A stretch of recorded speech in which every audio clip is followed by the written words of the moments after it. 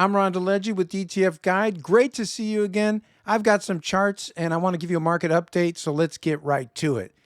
Beginning with a big picture view of financial markets since the start of the year, we see all major asset classes ahead thus far in 2025. We've got S&P 500 up just over 14%. Bitcoin still holding on to some of its gains. It did give back about 8-9% this past week, but nevertheless up in double digits. And then, of course, commodities, STCI, one of the best core commodities ETF you can get. And that particular ETF includes, among other commodities, gold, precious metals. You got some exposure there. STCI up nicely around 16% and change. And then some of these other asset classes that were formerly in negative territory or lagging, starting to show some signs of life.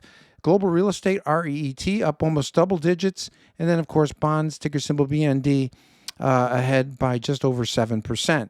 Now, sector-wise, this gives us a real interesting picture if we slice up the S&P 500 and see how it's doing by industry groups. You'll note that all industry groups, all 11 sectors, are up since the start of 2025. We've got almost, not quite, but almost half of those sectors up double digits, led by utilities, XLU, and technology, XLK. Those are among the two top performers. And then even those bottom performers up in positive territory, energy, consumer staples, and consumer discretionary. So that's your big picture view of what industry sectors are doing. And again, what I like to see is broad participation by all industry groups whenever we have a market rise or bull market. And that's just a good sign. You want to see consistent performance from all sectors, and that's currently what we have.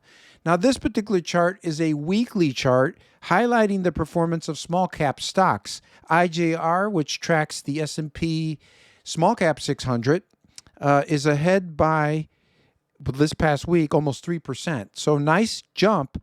Small caps and mid caps since the start of the year have lagged and been sluggish performance compared to those mega cap and large cap stocks.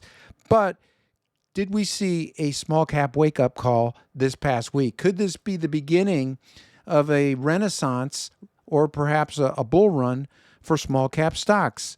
We certainly, the table's set for them. We're heading into a bullish time of year. And of course, markets are up. So now would be a good time for small caps to make a run. TNA, which tracks small cap stocks, this is the direction daily small cap bull 3X shares ahead by almost 7% alone this past week. Nice performance. Of course, it was up much more. You can see that it tailed off a little bit. But again, keep TNA and IJR on your radar as a bullish trade on small cap stocks. Going to be interesting to see if they can participate in the current rally that we've seen. And that would be, of course, what you want to see as a bull, broader participation by all stocks, not just large caps and mega caps. You want to see mid caps and small caps also join the party. Now, in terms of other areas of the market, and I want to highlight specifically gold miners, and this particular chart takes a look at 3 gold miner focused ETFs compared to gold bullion itself and GLDM, which tracks just the price of gold bullion. Everyone's been talking about gold, and it's been a great performer. GLDM up about 60% since the start of the year. But take a look at Nugget, NUGT, as well as JNUG, up in the vicinity of 380% since the start of the year. That's not a mistake. You heard right. Nugget and JNUG have been unbelievable performers, just sizzling hot, and they are bullish 2x on gold miners, and then JNUG, of course, small cap gold miners. And then I put in GDX, which is unleveraged. That just tracks the gold miner sector. So gold miners, historically, they've done about double the performance to the upside or downside historically of gold itself. That's historical. But you can see that gold miners are really amplifying the performance to the upside for bullish investors right now, and especially If you're bullish on gold, why wouldn't you be bullish on gold miners? By the way, I've got a trivia question for our audience. How many gold mining stocks are included inside the S&P 500? And as a bonus, what is the name or names of companies that are included, the gold miners included inside the S&P 500? Hit me up with your answer in the comments section below. Let's see if you know it. I want to point your attention to something Ray Dalio's been talking about. I got a couple of quick charts here. And this relates to why we see finite assets like gold and Bitcoin performing so strongly is because of the debasement trade or debasement of currency, which is closely linked to runaway spending and runaway debt. And this particular chart is interesting because it looks at the growing debt. This is from the Peterson Foundation, which does an excellent job of educating the public and keeping us on top of the problems facing the U.S. government and the U.S. dollar. And you can see here that growing debt is caused by a structural mismatch between spending and revenues. In other words, when you have too much spending and not enough revenues, there's going to be a mismatch. There's going to be an imbalance. You do this with your own balance sheet or your own spending, where you're spending more than you're taking in, you're going to have major problems. Well, this chart shows that the U.S. government's been doing it for 25 years. 25 years, you can see at the red line at the top, they've been spending for 25 years more than the blue line, the revenues, than they've been taking in.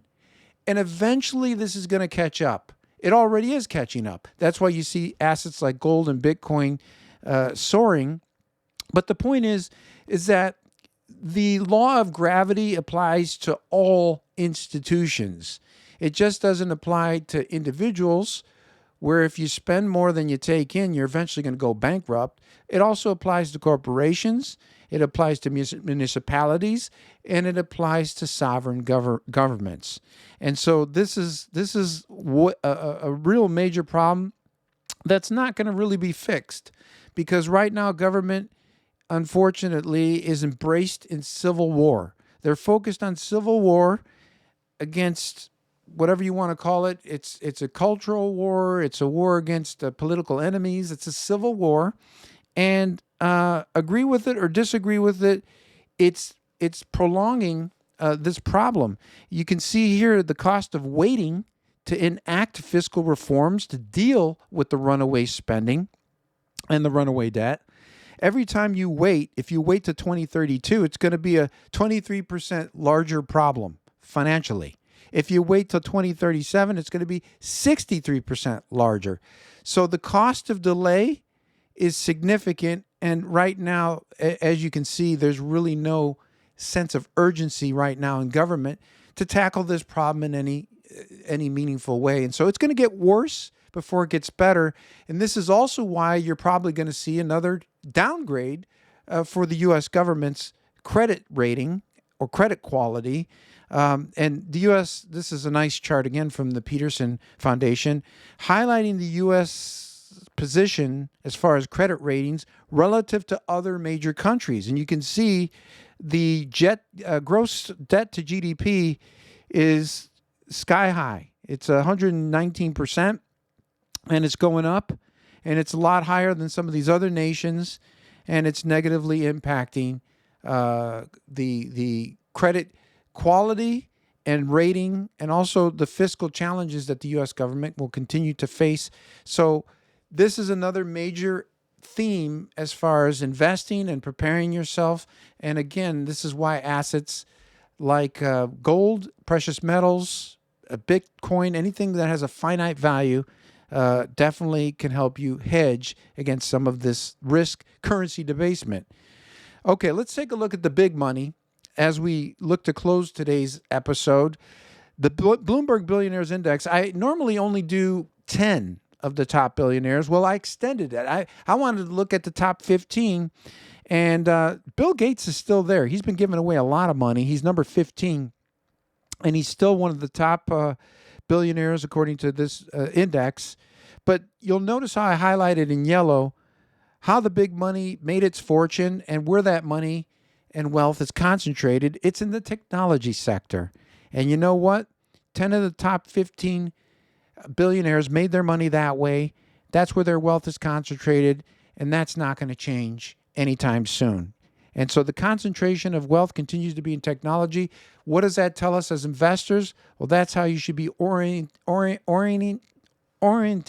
your portfolio, having it geared towards technology, things like the NASDAQ 100, and things that focus on the next iteration of development, things like AI, things like blockchain technology, cybersecurity. These are all things that are critical for you to build into your portfolio. Make sure you have got exposure to that and participate. Participate in the wealth that's yet to be made. Check out the online courses that we just launched. These are totally free to all of our audience members. I've got links in the description section below. Retire Securely, and then Habits of the Investing Greats. And it's part of my crusade to keep you on top of your investment portfolio, keep you educated, and also upgrade your investing skill set. As far as upcoming content and episodes for this week, we've got, we just released an October episode of First Look ETF. It's on our channel, so check that out. We've also got new episodes of ETF battles coming out this week. We got a small cap battle, so that's going to be a good one between BlackRock and Vanguard, two heavyweights. So that'll be coming up. And then we've also got a new episode of Metals in Motion, which will be released. And then we've got upcoming interviews with Direction as well as USCF Investments. We're going to get updates on leveraged and inverse performing ETFs, lots of choices. And then we'll get an update on commodities from USCF Investments. And then, of course, those of you looking for ETFs inside your retirement plan, like 401ks, you can go to ETFK.com to get started. That's our way of helping you to fast track your portfolio with ETFs and your retirement planning. ETFs are just beginning to make inroads in retirement plans, and so this is our way of helping you do that, ETFK.com. Well, appreciate having all of you on today's video and participating as a viewer. Hit me up in the comment section below. Let me know how you're doing. And if you got any ETF battle requests, you can also put that in the comment section below. Be sure to enroll in our free online courses, and we'll see you on the next episode. I'm Ron DeLegge.